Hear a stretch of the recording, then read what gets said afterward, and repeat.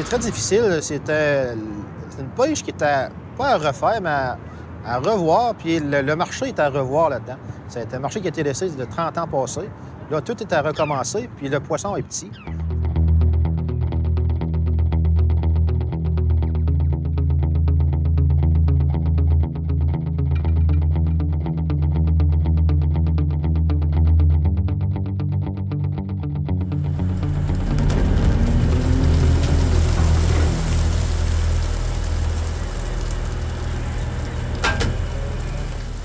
C'est des sorties qui durent environ 1 à 2 jours. C'est comme moi, tout l'été, on a marché sur commande avec l'usine. Étant donné le faible capacité de transformation, il marchait sur commande. C'est des voyages entre 40 et 50 000 livres qu'on avait cet été pour faire du filet.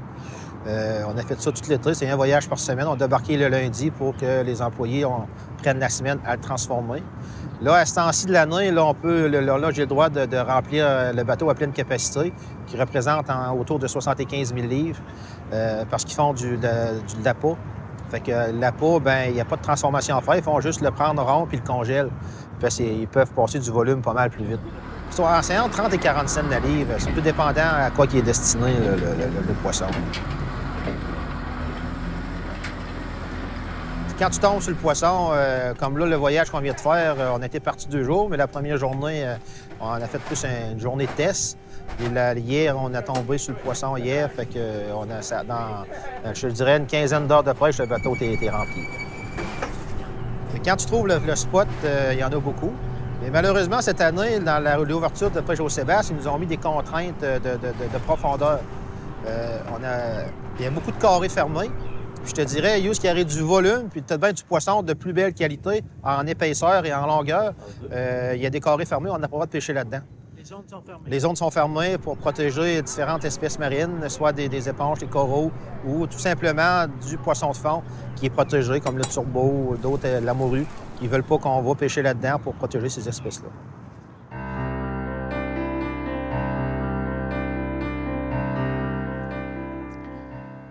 Le Sébastien ne peut pas être la ressource de remplacement, que ce soit au niveau de la crise de la crevette ou de la crise du turbo.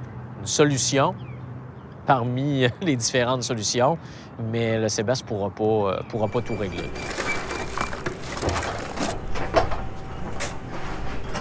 Le nerf de la guerre, présentement, dans la pêche au Sébastien, c'est les prises accessoires. Dans le passé, quand il y avait des surabondances de turbo et d'autres espèces, bien, quand tu allais au Sébastien, bien, tu prenais d'autres espèces. Là, présentement, ces espèces-là, il y en a moins. Mais juste qu'il y a un gros volume de Sébastien, tu n'en prends pas de turbo et de morue, c'est juste du Sébastien. Puis, quand tu vas dans des profondeurs élevées, comme là, la réglementation est 164 brasses et plus, on n'a pas le droit de pêcher en dedans de 164 brasses. C'est dans son plan de pêche, c'est ça qui est annoncé. Mais souvent, le Sébastien est dans des profondeurs moins que 164 brasses. Fait qu'un bateau comme le mien, là, si je voudrais, dans des profondeurs, ce que je pourrais aller comme normalement, un avant-midi, ça serait réglé, là.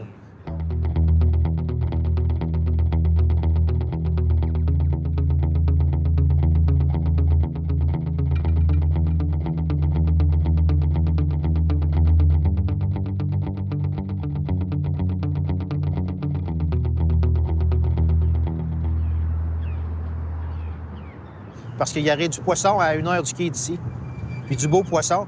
Malheureusement, c'est fermé. C'est pas assez lucratif pour investir des sommes entre 300 et 500 000 pour aller en pélagique ou en semi-pélagique. Le retour de l'investissement n'est pas assez important.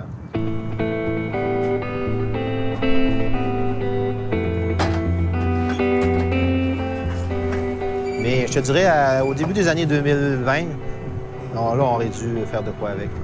On aurait dû vraiment ouvrir une pêcherie, parce que là, on est 4-5 ans trop tard, puis il y a des déséquilibres dans la chaîne alimentaire, là. Il y a trop de ce poisson-là, puis je pense qu'il attaque pas juste la crevette, il attaque d'autres espèces aussi.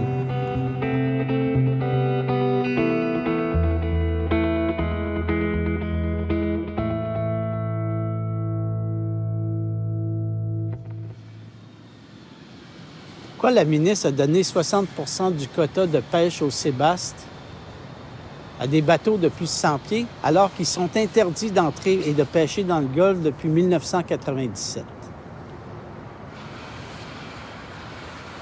Je pense que c'est à elle qu'il faudrait poser la question, parce qu'on ne peut pas arriver avec une explication logique là-dessus. Oui, ces grandes corporations-là pourront le faire pêcher par des bateaux plus petits que 100 pieds, qui ne seront pas des bateaux usines, mais ça ne donnera pas plus de poissons pour les pêcheurs et pour les communautés côtières qui en dépendent. Tu sais, on a une usine ici qui fait des pieds et des mains depuis 2 ans pour essayer de valoriser ce poisson-là, de le mettre en marché. Il commence tout juste là, à avoir une issue, mais si on ne peut pas leur garantir d'approvisionnement parce que 60 des quotas est déjà dédié à quelqu'un d'autre et que dans le 40 qui reste, il y en a peut-être 10 qui vont pouvoir aller le pêcher, bien, ils ne peuvent pas se permettre d'investir des millions sans savoir si ça va être rentable.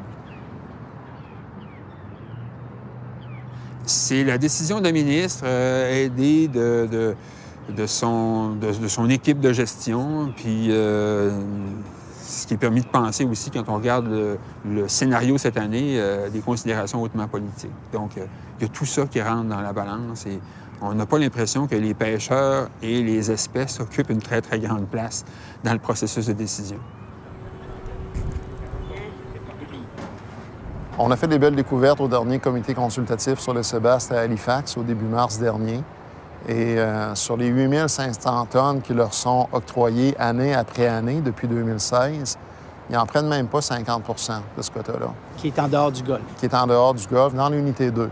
Donc, on parle au sud de Terre-Neuve. Et là, ils ont milité et obtenu d'avoir la part du lion.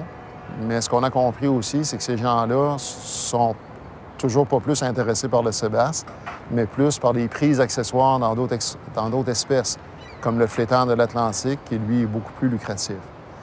Alors, c'est un jeu de pouvoir, un jeu de coulisses, puis un jeu politique qui a fini par mener aux décisions, pas aux décisions, mais aux annonces qui ont été faites en janvier dernier.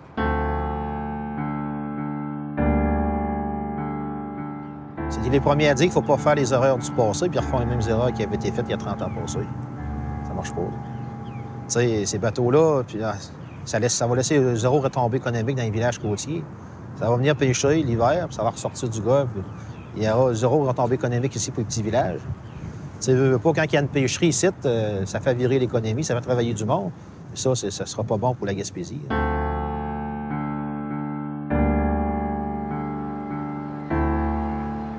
C'est sûr que ça a un impact sur nous, étant donné que eux vont vendre sur les mêmes marchés que nous.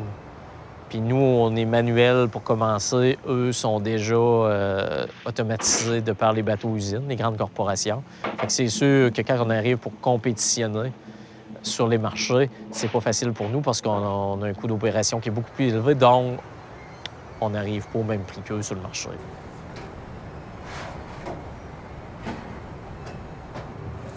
Bien, l'idéal, comme c'est là, on pêche du poisson entre 25 et 27 cm. C'est ça que le poisson, la grosseur qu'il a présentement. L'idéal, ça prendrait un poisson de plus de 30 cm pour que ça soit vraiment bon pour le marché. Bien, je vous dirais qu'à 28, 29, il y a quelque chose à faire, mais à 25 et 27, ça fait la job, mais il en manque un petit peu. Le poisson est petit, puis il grossit pas. Il grossit pas, ça fait comme 3-4 ans qu'il a la même grosseur. Il manque d'apprendre l'eau, il manque de nourriture dans le golfe. La concentration est assez élevée de ce poisson-là, qui n'a plus grand-chose à manger, c'est pas entre eux autres. En ce qui concerne les crevettiers, ça va être très, très difficile de s'adapter à cette pêche-là. Premièrement parce qu'ils ont peut-être le bon bateau et la bonne longueur de bateau, mais il y a tout un gréement à acheter, à acquérir. Et les prix, présentement, on regarde jusqu'à maintenant, les usines vont payer peut-être entre 30 et 50 sous la livre. Donc, mettons qu'on a une quantité de 100 000 ou 125 ou 150 000 livres par bateau, ça ne fait pas des gros revenus. Dans le meilleur des scénarios, c'est peut-être 75 000 $. Donc, mettre un bateau à l'eau pour 75 000 $ de revenus, ça ne vaut pas la peine. Et le sébaste reste petit de taille, à tel point qu'une grande partie du sébaste ne s'en va pas vers le marché de la consommation humaine, mais il s'en va vers les apports pour remplacer le maquereau et le hareng qui est difficile à trouver depuis quelques années et même qui est sous moratoire jusqu'à un certain point là, en ce qui concerne la pêche de printemps.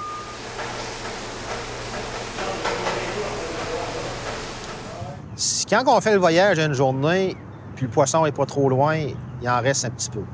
Mais il ne faut pas qu'il arrive à rien. C'est pas une pêche qui va me permettre de payer mon bateau. C'est rien qu'une pêche de subsistance comme c'est là. Parce qu'on n'a pas assez de volume. Pour être capable de rentabiliser mon bateau comme ça a été dans les années normales de crevettes, ça me prendrait plus de 3 millions de livres. Au prix actuel du Sébastien et les redevances qu'on doit à l'institution financière, ça me prendrait 3 millions de livres. Là, cette année, j'ai environ 500 000 livres de capturés. Je vais peut-être bien en prendre encore 200 000 livres. Peut-être bien vendre à 700 000 livres, ça va être tout. Je ne prends pas 3 millions. Puis l'usine, présentement, n'a pas de capacité de transformer de 3 millions. Je suis tout seul. Il y a plein de bateaux qui sont sur la rampe, qui attendent d'aller à la pêche. Ça marche pas.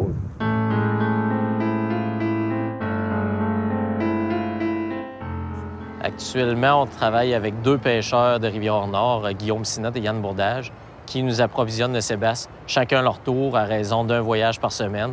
Étant donné qu'on a une transformation qui est encore manuelle, parce qu'il y a beaucoup d'incertitudes au niveau des marchés, tout ça, bien, eux nous alimentent là, un voyage par semaine à tous les lundis pour qu'on soit capable de transformer au cours de la semaine.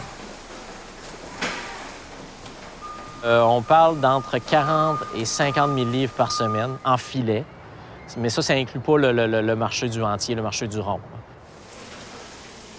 Après que le poisson soit débarqué, il s'en vient à l'usine. C'est bien sûr qu'il est conservé dans la glace. Ensuite de ça, bien, il s'en va là, sur la chaîne de transformation où il est filtré par les filtreurs manuellement. Ensuite, il passe au mirage-parage. Ensuite, à l'emballage, la congélation et ainsi de suite.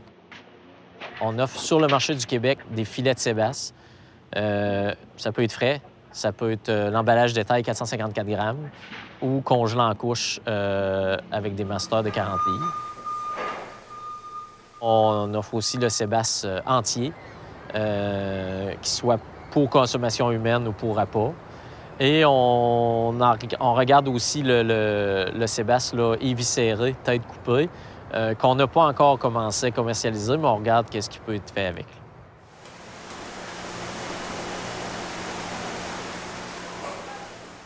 Le marché du filet, c'est les consommateurs, surtout les consommateurs québécois. Puis il y a aussi un marché d'entier, un marché de rond en Asie. Il y a un marché de consommation, à des fins de consommation humaine qui est X, mais qui est un marché qui reste à développer. Et comme le poisson est petit, il n'y a pas une grande proportion du Sébastien qui peut être utilisé à des fins de consommation humaine. Donc, ça s'en va vers les appâts. Et là, bien, les transformateurs vont comparer un peu le coût d'acquisition d'appât sur le marché étranger, parce que c'est comme ça que ça a fonctionné jusqu'à un certain point depuis 2 ans ou 3 ans, versus ce qu'ils peuvent tirer du Sébastien. Donc, c'est là où l'arbitrage se fait. Puis, je pense pas qu'il y a beaucoup d'usines qui vont être prêtes à payer au-delà de 50 sous la livre. C'est sûr qu'on n'est pas sûr du chiffre encore, parce que la demande est encore à réévaluer. Mais on peut parler d'un 700 tonnes là, environ qu'on s'attend de transformer d'ici l'automne.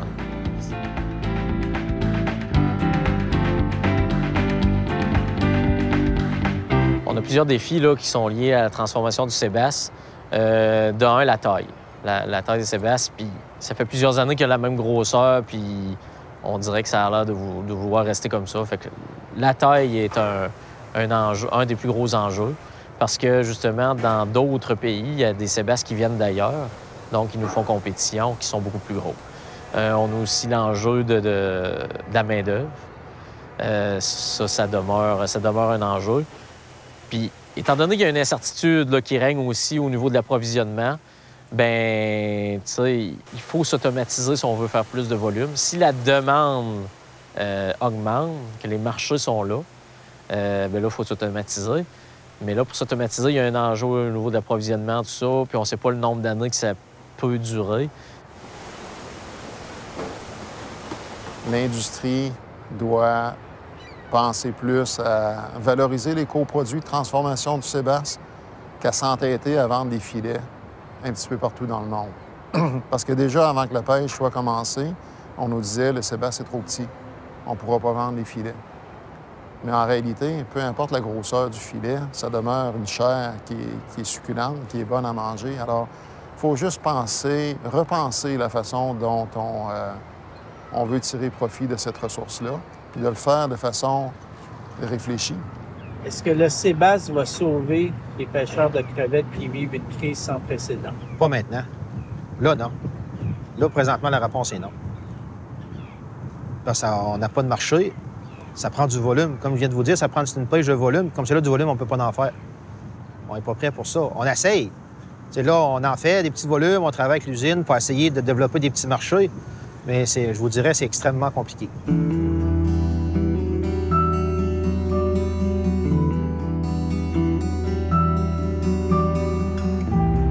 Si on ne saisit pas aujourd'hui l'opportunité à travers la crise de réinventer l'industrie des pêches au Canada, bien, on est voué à une série d'échecs qui vont se perpétuer et qui vont se multiplier puis qui vont durer dans le temps aussi. On demeure positif, mais il faut trouver une meilleure façon de travailler nos produits. C'est sûr que quand on n'a pas accès à l'approvisionnement local, il faut aller s'approvisionner à l'extérieur. Ça, on n'a pas le choix. Mais il faut mieux travailler nos produits, mieux les commercialiser, essayer de faire plus avec nos produits, même avec les coproduits, valoriser, puis pour justement donner une plus-value, puis essayer d'aller chercher une meilleure valeur pour les produits sur les marchés. Seigneur. Bien, l'avenir de la pêche au sébache, je ne sais même pas quoi te répondre.